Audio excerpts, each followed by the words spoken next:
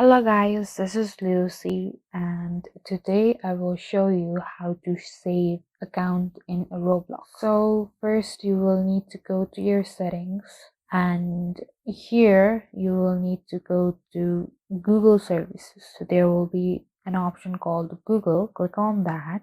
So here at the top you will need to select which Gmail you want to save your passwords in and click on the all services option. Scroll down and search for autofill with Google. Click on that and make sure you have enabled use autofill with Google.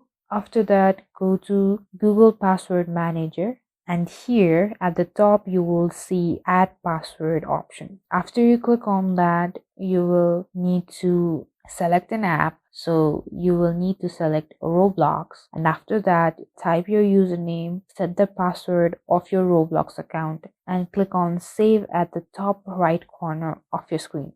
And after this, if you go to Roblox and try to log into your account, it will autofill your username and your password that you just saved in your Google services. And that's all. Thank you guys for watching. Like and subscribe if you found this video helpful, and I'll meet you guys in the next video.